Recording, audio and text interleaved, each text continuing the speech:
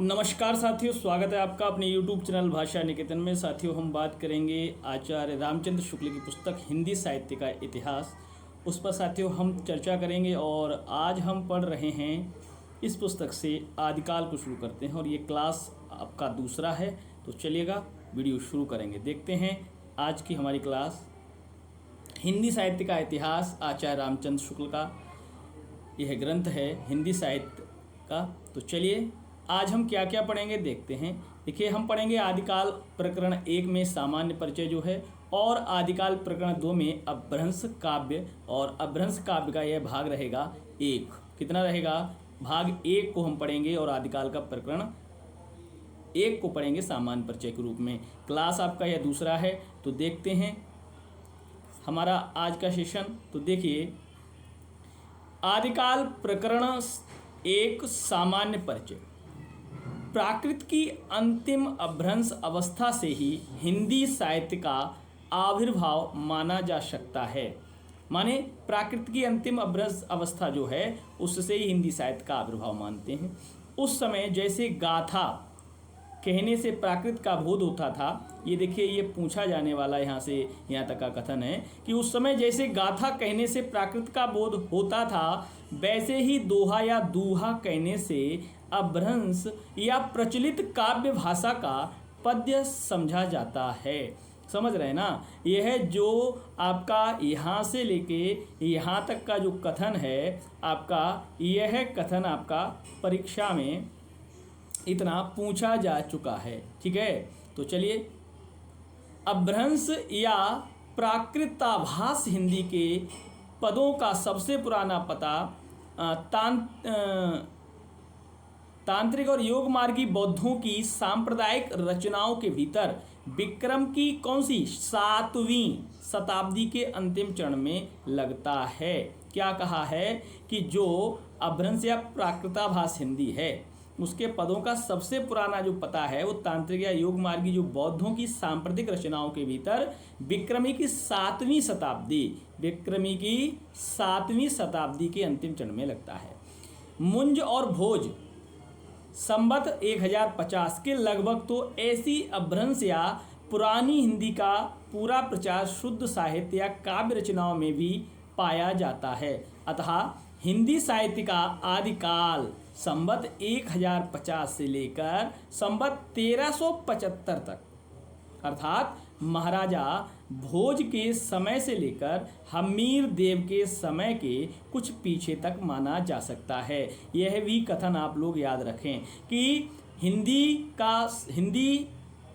साहित्य का आदिकाल जो है संवत 1050 से लेकर संवत 1375, 1050 से लेकर 1375 संवत।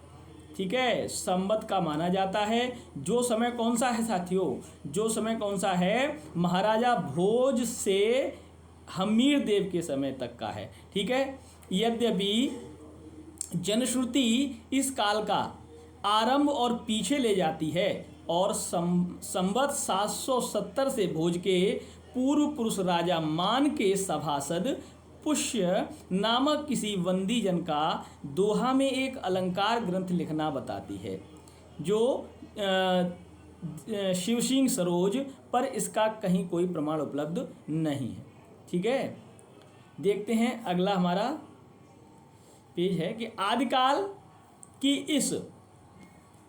की इस दीर्घ परंपरा के बीच प्रथम 150 वर्ष के भीतर, कितने शुरुआती 150 वर्ष के भीतर तो रचना की किसी विशेष प्रवृत्ति का निश्चय नहीं होता है। धर्म, नीति, श्रृंगार, वीर सब प्रकार की रचनाएं दोहों में मिलती हैं। ठीक है, इस अनिर्दिष्ट लोक प्रवृत्ति के उपरांत जब से मुसलमानों की चढ़ाइयों का प्रारंभ होता है, तब से हम हिंदी साहित्य की प्रवृत्ति एक विशेष रूप में बनती हुई पाते हैं। राजाश्रित कवि और चारण जिस प्रकार नीति, श्रृंगार आदि के फुटकल दोहे राजसभाओं में सुनाया करते थे, उसी प्रकार अपने आश्रयदाता राजाओं के पराक्रम पूर्ण चरित्रों या गाथाओं का वर्णन भी किया करते थे। यही प्रबंध परंपरा रासों के नाम से पाई जाती है, जिसे लक्ष्य करके इस काल को हमने वीर गाथा काल कहा है। सुनिए, वीर गाथा काल क्या है? अपने आश्रयदाता राजाओं के पराक्रमपूर्ण चरित्रों या गाथाओं का वर्णन करते थे। कौन करते थे? ये जो भी उस समय के राजाश्रित कवि होते थे।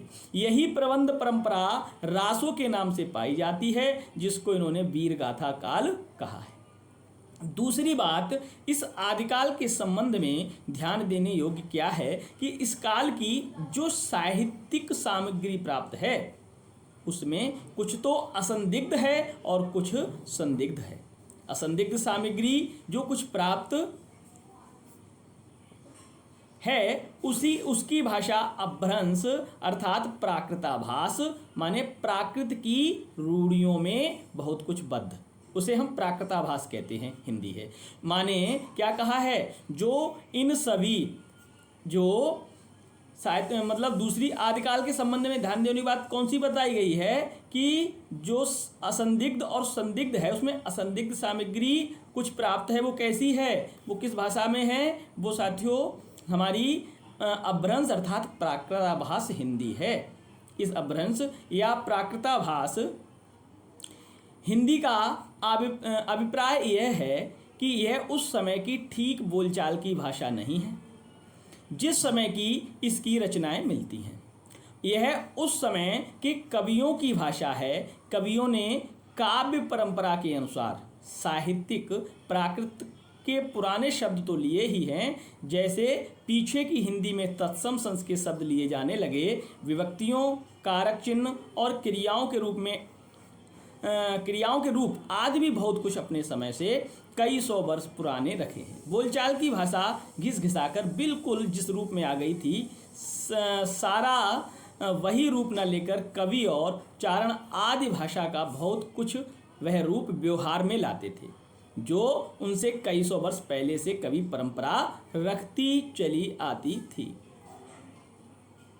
देखिए, अपभ्रंश के जो नमूने हमें पद्यों में मिलते हैं भी उस काव्य भाषा के हैं, जो आपने पुरानेपन के कारण बोलने की भाषा से कुछ अलग बहुत दिनों तक आदिकाल के अंत क्या उसके पीछे कुछ पीछे तक पोथियों में चलती रही। विक्रम की 14वीं शताब्दी के मध्य में एक और तो पुरानी परंपरा के कोई कवि संभवतः सारंगधर हम्मीर की वीरता का वर्णन ऐसी भाषा में कर रहे थे। सारंगधर हम्मीर की वीरता का वर्णन कैसे करते हैं? सारंगधर कवि हैं। चलिया वीर हम्मीर पावर मेण कंपई दिगमग अणह अंधार धूल सुररह आच्छही। दूसरी ओर खुसरो मियाँ दिल्ली में बैठे ऐसी बोलचाल की भाषा में पहलियाँ और मुकुरियाँ कह रहे थे। एक नार ने अचरज किया, सांप मार पिंजरे में दिया। ये जो पंक्ति हैं किसकी हैं? ये पंक्ति हैं हमारे अमीर खुसरो साहब की। ठीक है, अमीर खुसरो साहब। और ये जो पंक्ति हैं ये पंक्ति हैं सारंगधर जी की, सारंगधर जी की। ठीक है, चलिए देखते हैं। इसी प्रकार 15वीं शताब्दी में एक और तो विद्यापति बोलचाल की मैथिली के अतिरिक्त इस प्रकार की प्राकृताभास पुरानी काव्य भाषा भी बनते रहे। बालचंद विज्जावही भाषा दुह नहीं घ दुज्जन हाशा। और दूसरी ओर कबीरदास अपनी अटपटी बानी इस बोली में सुना रहे थे। अगिन जो लागी नीर कंदो जलिया झार, उत्तर दक्षिणा के पंडिता रहे विचार विचार। तो यह जो भाषा है ये कहीं ना कहीं अपभ्रंश भाषा है। और इस भाषा में किसने क्या क्या कहा है वो बताया गया। ये किसका दोहा है? तो यह कबीर जी का दोहा है। और यह एक बात किसकी है? विद्यापति की है। ये पंक्ति किसकी है? विद्यापति की पंक्ति है। सारांश यह है कि अपभ्रंश की यह परंपरा विक्रम की 15वीं शताब्दी के मध्य तक चलती रही। एक ही कवि विद्यापति ने दो प्रकार की भाषा का व्यवहार किया, पुरानी अपभ्रंश भाषा का और बोलचाल की देसी भाषा का। इन दोनों भाषाओं का भेद विद्यापति ने स्पष्ट रूप से सूचित किया है। देसिल बाना सब्जन बिट्ठा ते तैसन जपो अवहट्ठा, ये विद्यापति की पंक्ति हैं। ये पंक्ति किसकी हैं? विद्यापति की हैं कि देसिल बाना सब जन मिठा, ते तैसन जपाऊं अवहट्ठा। ठीक है, देखिए, अर्थात देसी भाषा माने बोलचाल की भाषा, सबको मीठी लगती है, इससे वैसा ही अपभ्रंश माने देशी भाषा मिला हुआ मैं कहता हूँ। विद्यापति ने अपभ्रंश से भिन्न प्रचलित बोलचाल की भाषा को देसी भाषा कहा है। विद्यापति की बात कह रहे हैं, कौन कह रहे हैं? शुक्ल जी, कि जो विद्यापति हैं वो क्या किए हैं? अपभ्रंश, विद्यापति ने अपभ्रंश से भिन्न प्रचलित बोलचाल की भाषा को देसी भाषा कहा है। अपभ्रंश से जो अलग भाषा थी, प्रचलित भाषा, वो देसी भाषा थी। अतः हम भी इसी अर्थ में इस शब्द का प्रयोग कहीं कहीं आवश्यकता अनुसार करेंगे। इस आदिकाल के प्रकरण में पहले हम अपभ्रंश की रचनाओं का संक्षिप्त उल्लेख करके तब देशी भाषा की रचनाओं का वर्णन करेंगे। ठीक है, अब देखिए, अब हम आदिकाल के दूसरे प्रकरण पर आते हैं और प्रकरण का नाम है अपभ्रंश काव्य। क्या है? अपभ्रंश काव्य। चलिए इसको देखते हैं। जब से प्राकृत बोलचाल की भाषा न रह गई, तभी से अपभ्रंश साहित्य का आविर्भाव समझना चाहिए। ये कथन पूछे जाने योग्य है कि जब से प्राकृत बोलचाल की भाषा न रह गई, तब से अपभ्रंश साहित्य का आविर्भाव समझना चाहिए। पहले जैसे गाथा या गाहा कहने से प्राकृत का बोध होता था, वैसे ही पीछे या बाद में दोहा या दूहा कहने से अपभ्रंश या लोक प्रचलित काव्य भाषा का बोध होने लगा। यहाँ से लेके यहाँ तक आप इसको क्या समझेंगे? यहाँ से लेके यहाँ तक यह आपका मोस्ट इम्पोर्टेंट कथन है जो आपका परीक्षा में अत्यधिक पूछा जाता है और पूछा जाएगा भी। ठीक है, इस पुरानी प्रचलित काव्य भाषा में नीति, श्रृंगार, वीर आदि की कविताएं तो चली ही आती हैं। जैन और बौद्ध धर्माचार्य अपने मतों की रक्षा और प्रचार के लिए भी इसमें उपदेश आदि की रचना करते थे। प्राकृत से बिगड़कर जो रूप बोलचाल की भाषा ने ग्रहण किया, वह भी आगे चलकर कुछ पुराना पड़ गया और काव्य रचना के लिए रूढ़ हो गया। अपभ्रंश नाम उसी समय से चला जब तक भाषा बोलचाल में थी, तब तक वह भाषा देश भाषा ही कहलाती रही। आम बोलचाल की प्रचलित भाषा को देश भाषा शुक्ल जी ने कई बार कहा है। ठीक है, जब वह भी साहित्य की भाषा हो गई, तब उसके लिए अपभ्रंश शब्द का व्यवहार होने लगा। ठीक है, इस देश भाषा का नाम बाद में अपभ्रंश कहे जाने लगे। भरत मुनि विक्रम की 3री शताब्दी ने अपभ्रंश नाम न देकर लोक भाषा कहा है। ठीक है, लोक भाषा देव भाषा ही कहा, देश भाषा ही कहा। बररुचि के प्राकृत प्रकाश में भी अपभ्रंश का उल्लेख नहीं है। अपभ्रंश नाम पहल वल्लभी के राजा धारसेन द्वितीय, कौन? धारसेन द्वितीय। ठीक है, धारसेन जो द्वितीय थे, धारसेन द्वितीय, ठीक है, के शिलालेख में मिलता है। राजा धारसेन द्वितीय के शिलालेख में मिलता है अपभ्रंश नाम पहले। ठीक है, जिसमें अपने पिता कौन? गुहसेन, विक्रम संवत 650 के पहले को संस्कृत, प्राकृत और अपभ्रंश तीनों कवि कहा है। ठीक है, गुहसेन को क्या कहा है उन्होंने? संस्कृत के, प्राकृत के और अपभ्रंश के तीनों के कवि बताया है। भामा विक्रमी शताब्दी सती ने भी तीनों भाषाओं का उल्लेख किया है। वाण ने हर्षचरित में संस्कृत कवियों के साथ भाषा कवियों का भी उल्लेख किया है। इस प्रकार अपभ्रंश या प्राकृताभास हिंदी में रचना होने का पता हमें विक्रम की 7वीं शताब्दी में मिलता है। इस काल की रचना के नमूने बौद्धों की वज्रयान शाखा के सिद्धों की कृतियों में के बीच में मिलते हैं। देखिए, संवत 990 में देवसेन नामक एक जैन ग्रंथकार हुए हैं। ठीक है, उन्होंने भी श्रावकाचार्य नाम से एक पुस्तक दोहों में बनाई थी। किसने?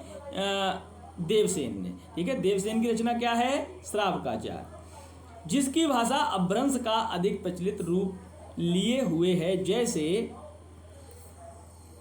जो जिण शासन भाष्यु सो मई कहु सार, जो पालई सई भाव करी सो सरि पावई पारु। ये पंक्ति देवसेन की हैं और श्रावकाचार्य पुस्तक से। ठीक है, इन्हीं देवसेन ने दब्ब सहाब पयास माने द्रव्य स्वभाव और प्रकाश नामक एक ग्रंथ दोहों में बनाया था। तो माने देवसेन का ग्रंथ कौन सा है? दब्ब सहाब पयास, जिसका पीछे से माइल धावल ने गाथा या साहित्य की प्राकृत में रूपांतर किया। इसके पीछे तो जैन कवियों की बहुत सी रचनाएं मिलती हैं, जैसे श्रुति पंचमी कथा, योगसार, जसहर चरियो, कुमार चरियो। ठीक है, ध्यान देने की बात यह है कि चरित्र काव्य या आख्यान काव्य के लिए अधिकतर चौपाई दोहे की पद्धति ग्रहण की गई। देखिए क्या कहा गया है कि चरित्र काव्य या आख्यान काव्य के लिए सबसे अधिक तो चौपाई और दोहे की जो पद्धति थी उसको ग्रहण किया। पुष्पदंत संपत आपके 1029 के हैं। आदि पुराण और देखिए पुष्पदंत की रचना कौन सी है? आदि पुराण और उत्तर पुराण चौपाइयों में है। ये आदि पुराण और उत्तर पुराण किसकी रचना है? ये आपकी पुष्पदंत की हैं। किसकी हैं? पुष्पदंत की हैं।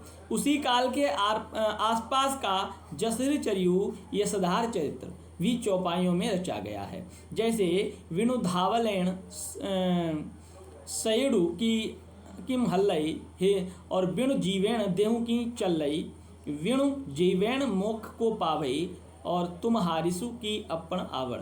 चौपाई दोहे की यह परंपरा हम आगे चलकर सूफियों की प्रेम कहानियों में, तुलसी के रामचरितमानस में तथा छत्रा प्रकाश, ब्रजविलास और सवल सिंह चौहान के महाभारत इत्यादि अनेक आख्यान काव्यों में पाते हैं। बौद्ध धर्म विकृत होकर वज्रयान संप्रदाय के रूप में देश के पूर्वी भागों में बहुत दिनों से चला आ रहा था। इन बौद्ध तांत्रिकों के बीच वामाचार अपनी चरम सीमा को पहुंचा। ये बिहार से लेकर आसाम तक फैले थे और सिद्ध कहलाते थे। 84 सिद्ध इन्हीं में हुए, जिनका परंपरागत स्मरण जनता को अब तक है। इन तांत्रिक योगियों को लोग अलौकिक शक्ति संपन्न समझते थे। ये अपनी सिद्धियों और विभूतियों के लिए प्रसिद्ध थे। राजशेखर ने कर्पूर मंजरी में भैरवानंद के नाम से एक ऐसे ही सिद्ध योगी का समावेश किया।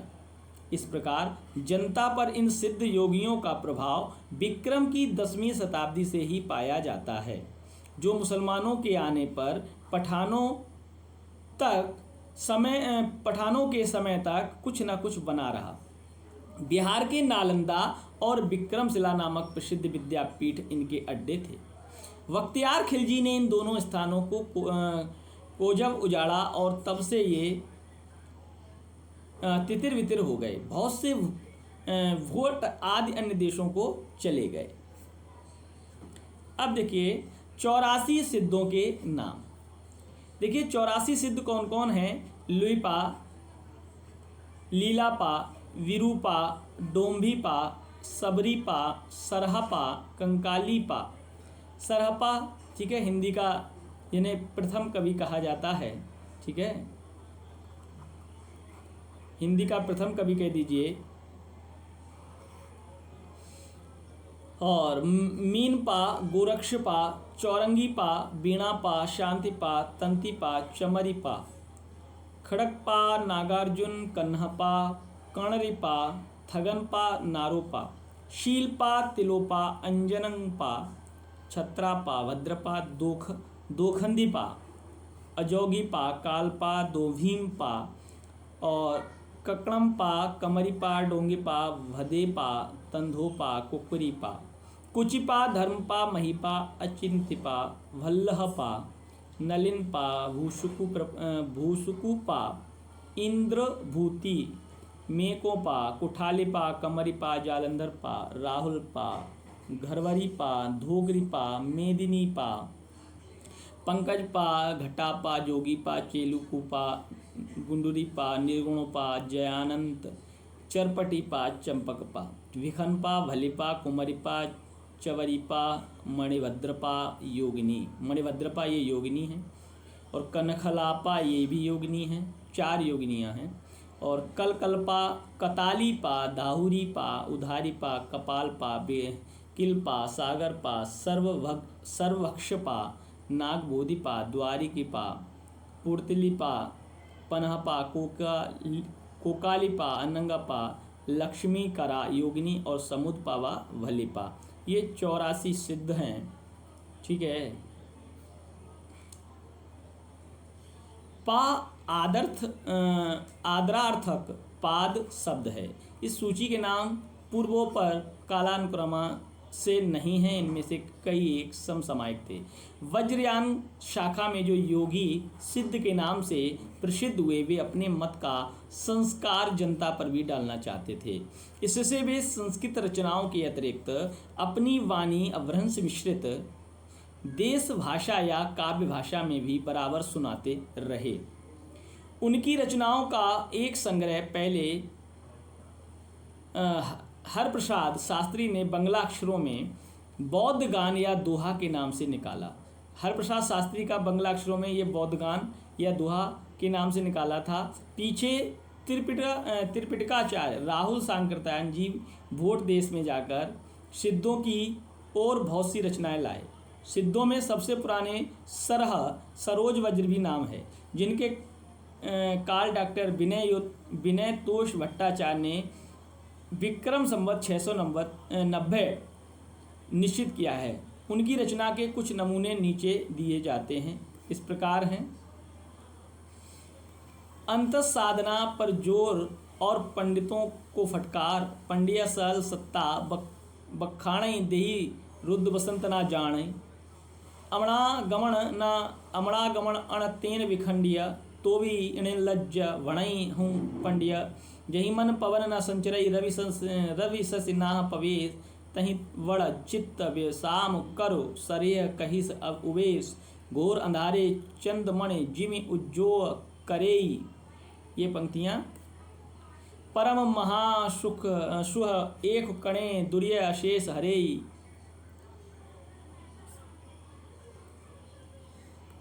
जीवन तई जो नौ जरई सो अजरामर होय, गुरु उप असें विमल मई जो पर धान कोय, दक्षिण मार्ग छोड़कर वाम मार्ग ग्रहण का उपदेश, नांदन विंदुन रविन शशिमंडल चेरा सुहाव मुकुल, उजरे उज छाणिमा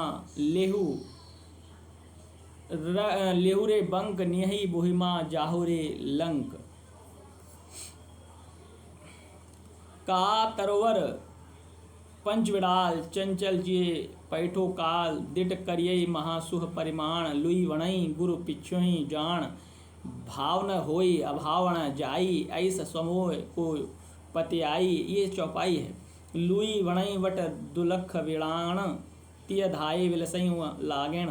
विरूपा संवत 900 के लगभग की विरूपिणी प्रेरित अंतर्मुख साधना की पद्धति देखिए। सहजे थिर करि बारुणी साधा, अजरा मर हुई दिट गाधा।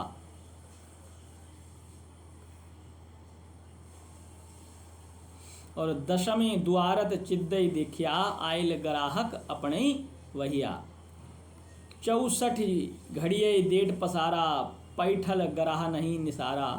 कन्हपा संवत 900 के उपरांत की वाणी के कुछ खंड नीचे उद्धृत किए जाते हैं।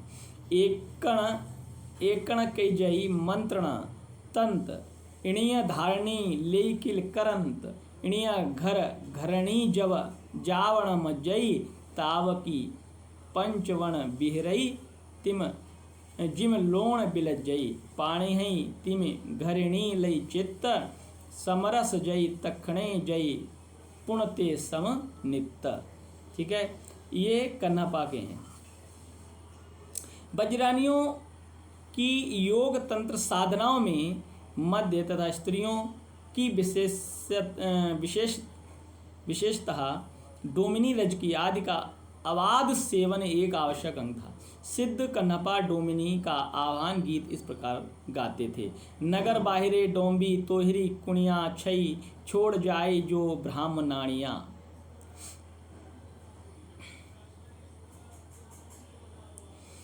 आलों डोबे तोय सम करिवें म सांग निगण कणह कपाली जोई लाग एक सो पदमा 64 बाखुड़ी पाखुड़ी तही चढ़िना नाच डोंबी बापुड़ी हालो डोंबी तो पुछमें सद्भावें ऐसस जोश डोंबी काहर नावे गंगा जमुना माझे रे वहिणई नाई ताही बुड़लई मातंगई पोया लीले पार करई बाहु बाहत डोंबी बाहलो डोंबी बाटता भैल उछारा सदगुरु पा पये जैव पुण जिणुवारा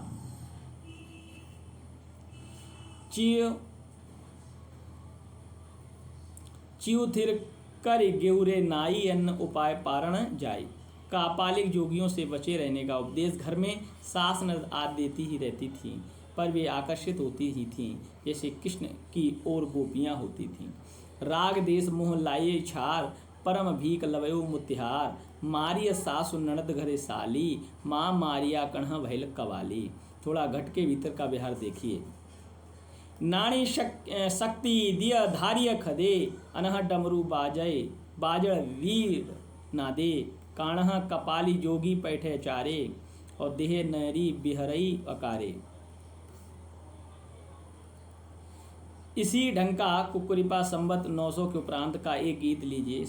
ससुरी निंदगल विहुड़ी जाग कानेट चोर निलका गई माग दिवसई बहुणी काड़ई उरे भा रति वैलय कामरू जा। रहस्य मार्गियों की सामान्य प्रवृत्ति के अनुसार सिद्ध लोग अपनी वाणी को ऐसी पहेली के रूप में भी रखते थे जिसे कोई विरला ही बूझ सकता है। सिद्ध तंतिपा की अटपटी वाणी सुनिए।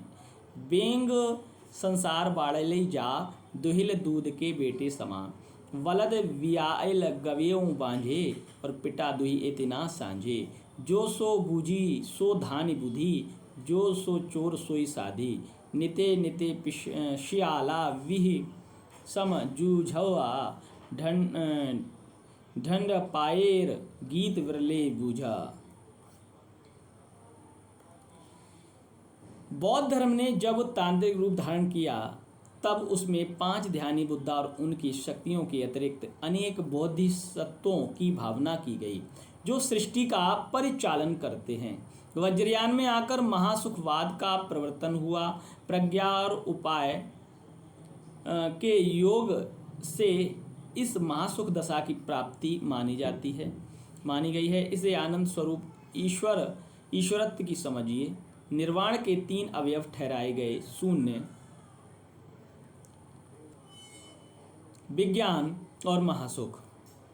उपनिषद में तो ब्रह्मानंद के सुख के परिणाम का अंदाजा कराने के लिए उसे सहवास सुख से 100 गुना कहा गया था, पर वज्रयान में निर्वाण के सुख का स्वरूप ही सहवास सुख के समान बताया गया।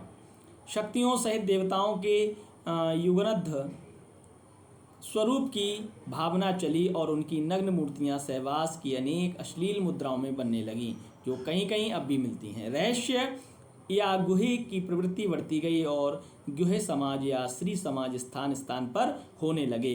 ऊंचे नीचे कई वर्णों की स्त्रियों को लेकर मद्यपान के साथ अनेक विभत्स विधान वज्रयानियों की साधना के प्रधान अंग थे। सिद्ध प्राप्त करने के लिए किसी स्त्री का जिसे योगिनी या महामुद्रा कहते थे योग का सेवन आवश्यक था। इसमें कोई संदेह नहीं कि जिस समय मुसलमान भारत आए उस समय देश के पूर्वी भागों में बिहार, बंगाल और उड़ीसा में धर्म के नाम पर बहुत दुराचार फैला था। राष्ट्रवादियों की सार्वभौम प्रवृत्ति के अनुसार ये सिद्ध लोग अपनी वाणियों के सांकेतिक दूसरे अर्थ भी बताया करते थे, जैसे का तारुवर पंचबिडाल बौद्ध शास्त्रों में निरूपित पंच प्रतिबद्ध आलस्य, हिंसा, काम, विचिकित्सा और मोह। ध्यान देने की बात यह है कि विकारों की यही 5 संख्या निर्गुण धारा के संतों और हिंदी के सूफी कवियों ने ली। हिंदू शास्त्रों में विकारों की वंधी संख्या 6 है। गंगा, जमुना, बांझे वही ने नाई। इला पिंगला के बीच सुषुम्ना नाड़ी